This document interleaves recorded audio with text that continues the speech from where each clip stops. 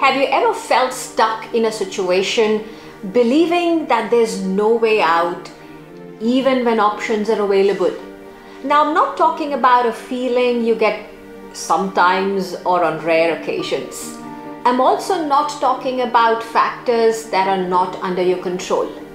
This feeling isn't just a momentary lapse in judgment.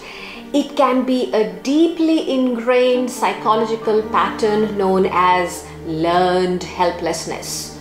Today we'll uncover what learned helplessness is, how it impacts both children and adults, and how to recognize learned helplessness in yourself and others. Together we'll journey into the mind, unraveling the chains of learned helplessness. So let's get started.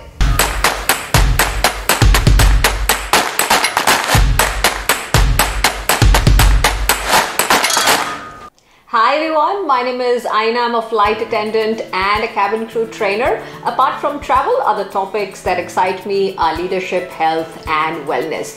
Welcome to this channel. Human beings are born optimistic. Think about a child who's learning to walk. He or she will fall quite a few times, yet he or she will stand up and try to walk again. They keep doing it till they become good at it. So why is it that some of us adults give up and stop trying?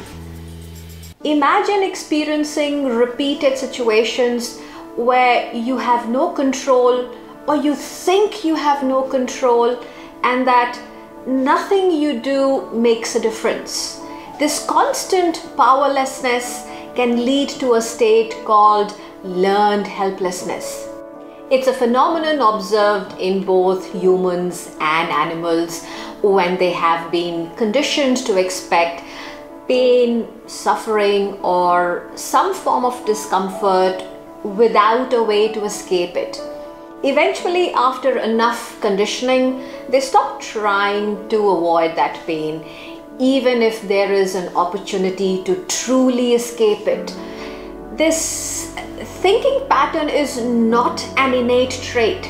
No one is born believing that they have no control over what happens to them and that it is fruitless even to try gaining control. It's a learned behavior conditioned through experiences. One of the landmark studies on learned helplessness was conducted by psychologists Martin Seligman and Stephen Meyer. In the late 1960s and early 1970s, they conducted experiments on dogs, exposing them to uncontrollable shocks.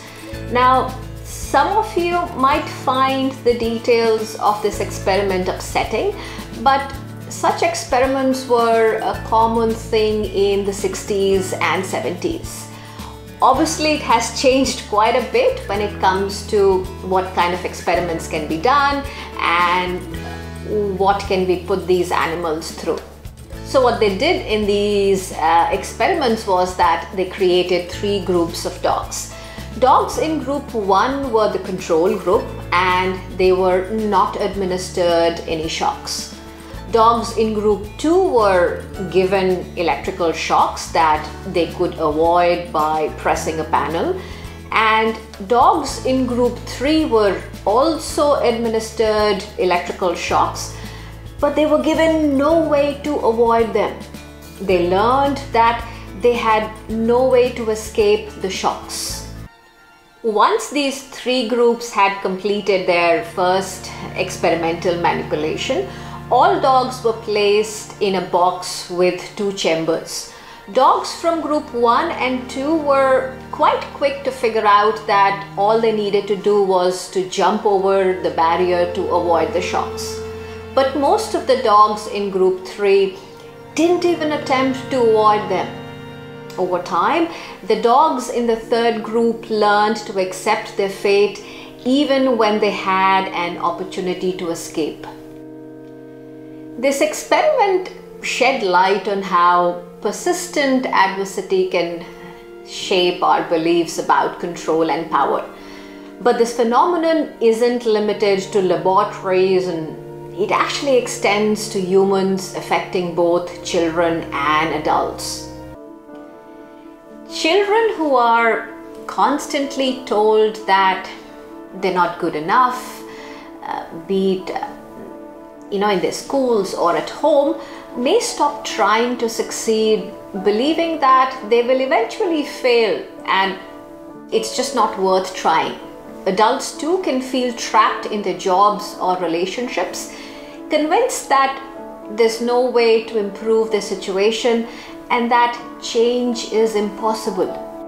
I've seen a lot of employees, even in big organizations, who feel trapped in their jobs and they think they have no way out. In adults, it can also be certain habits such as smoking that they've tried to quit quite a few times, but then they think that they will never be able to quit such habits. There might be some correlation between learned helplessness and depression. Perhaps one of the most heart-wrenching examples of learned helplessness can be seen in victims of domestic violence. Trapped in a cycle of abuse, both physical and mental, they may believe that escape is impossible, leading to a devastating impact on both their mental health and overall well-being. What's happening in these cases of domestic violence and abuse is that often the abusers administer a series of so-called electrical shocks to acclimatize the victims to the abuse and teach them that they do not have a control over the situation. These abusers maintain complete control and the victims learn that they are helpless about the circumstances. Now, observers like you and me might think that it makes no sense that the victims choose to stay with someone who's hurting them, right? These deep-seated and ingrained perceptions are incredibly hard to shake off and often require intensive therapy and long-term support. But it's crucial to understand these dynamics and offer assistance. If you or someone you know is in immediate danger, please reach out to professional services who can assist. Let's talk about how you can identify learned helplessness in yourself or others. Watch out for signs like pervasive sense of hopelessness, lack of initiative, low motivation and self-esteem, passive behavior and a feeling that you want to give up quite easily, frequent feelings of resignation or despair, or a reluctance to take control of one's life. We can summarize it as 3 P's of learned helplessness. Now, the first P is permanent. Such people think that they can't change the situation that they are in. The second P is pervasiveness. It's this tendency to generalize that negative features of one situation extend to others as well. And the last P is personalization. People with learned helplessness might think that it sometimes is their fault. Now, recognizing these signs is the first step towards breaking free from the chains of learned helplessness. Sadly, what I see happening in a lot of countries is that such people are given antidepressants, even for mild anxiety. Delving deeper into the real causes requires time and effort, and not a lot of people are ready to do so. A deeper question to ask is, how can we overcome learned helplessness, as this is not a permanent state? And that's exactly what we'll discuss in the next video, how to break the cycle of learned helplessness and what are the possible treatment options. If you'd like to learn about other types of cognitive distortions, you can click on the link above here. If this video sparked your curiosity, have a look at the book Learned Helplessness, written by psychologist Christopher Peterson. along with the first researchers to study learned helplessness, Stephen Meyer and Martin Seligman. It outlines the connection between learned helplessness and depression, as well as investigating other facets such as cognitive and biological aspects. What are your thoughts on learned helplessness? Do you recognize some symptoms in yourself or someone around you? If you found this video insightful, don't forget to hit the subscribe button and ring that notification bell. Share your thoughts and experiences in the comments below, and let's continue this conversation. Remember, no matter how tough the situation, there's always hope. On that note, till we meet again, Aiena signing off, and may you break the shackles of learned helplessness and live an empowered life.